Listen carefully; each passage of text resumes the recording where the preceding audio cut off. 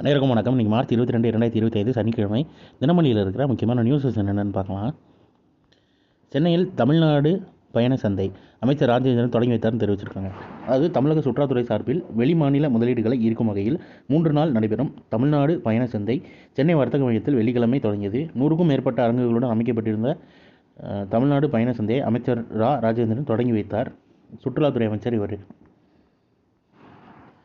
அப்புறம் ஓட்டுநர் இல்லாமல் இயங்கும் மெட்ரோ ரயில் சோதனை ஓட்டம் வெற்றின்னு தெரிவிச்சிருக்காங்க. சென்னையில் ஓட்டுநர் இல்லாமல் இயக்கப்படும் மெட்ரோ ரயில் சோதனை ஓட்டம் வெற்றி பெற்றிருக்கதா சொல்லியிருக்காங்க.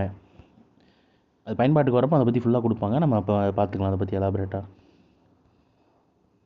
அப்புறம் குடிநீர் கேன்களை 50 முறைக்கு மேல் பயன்படுத்தக்கூடாது உணவு பாதுகாப்புத்துறை தெரிவிச்சிருக்காங்க. இது நம்ம நோட் பண்ணுற மாதிரி கரண்ட் அஃபேரில் நம்ம தெரிஞ்சுக்கிற மாதிரி ஜென்ரல் நாலேஜ் தெரிஞ்சுக்கிற மாதிரி ஒரு கரண்ட் அஃபேர். அதாவது வீடுகள் அலுவலகங்களில் விநியோகிக்கப்படும் 20 லிட்டர் குடிநீர் கேன்கள், அதாவது இந்த பெருசாக தண்ணி தூக்கிட்டு வருவோம்ல மினரல் வாட்டர் கேனு, 50 முறைக்கு மேல் பயன்படுத்தக்கூடாது என்று உணவு பாதுகாப்புத்துறை உத்தரவிட்டுள்ளதுன்னு சொல்லி தெரிவிச்சிருக்காங்க.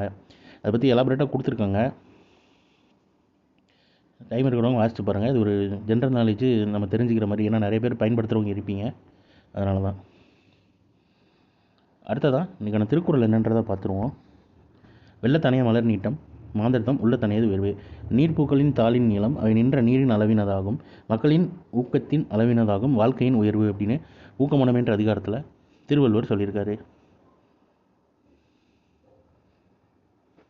அடுத்ததாக நிலக்கரி உற்பத்தி 1 பில்லியன் டன்னை கடந்தது, பிரதமர் மோடி பெருமிதம்னு தெரிவிச்சிருக்காங்க.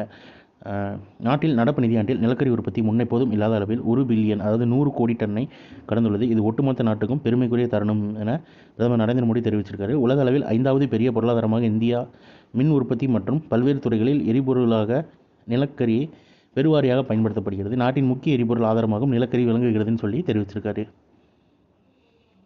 அடுத்ததாக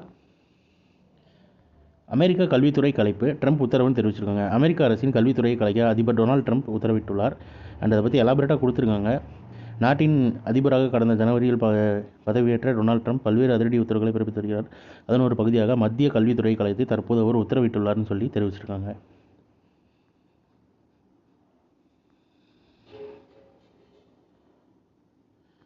அடுத்ததாக திருச்சியில் ரூபாய் 290 கோடியில் 7 தளங்களுடன் கலைஞர் நூலகம் காணொலி வாயிலாக முதல்வர் ஸ்டாலின் அடிக்கல்னு தெரிவிச்சிருக்காங்க. பள்ளி கல்வித்துறை சார்பில் திருச்சியில் ரூபாய் 290 கோடி மதிப்பில் உலக தரத்தில் கட்டப்படவுள்ள கலைஞர் நூலகம் மற்றும் அறிவுசார் மையத்துக்கு தமிழக முதல்வர் மு க ஸ்டாலின் சென்னை தலைமை செயலகத்திலிருந்து காணொலி காட்சி வாயிலாக வெள்ளிக்கிழமை அடிக்கல் நாட்டினார்னு சொல்லி தெரிவிச்சிருக்காங்க. எங்கன்னா திருச்சியில். ஸோ இன்றைக்கான இம்பார்ட்டன்ட் நியூஸஸ் அவ்வளோதான். இது ஒரு ஷார்ட்டட் வெர்ஷனாக 1 மினிட் கரண்ட் அஃபேர் நம்ம சேனலில் இருக்குது. வேணும்னா யூட்டிலைஸ் பண்ணிக்கோங்க. மேலும் இன்னொரு நியூஸ் வீடியோவில் சந்திப்போம். தேங்க்யூ.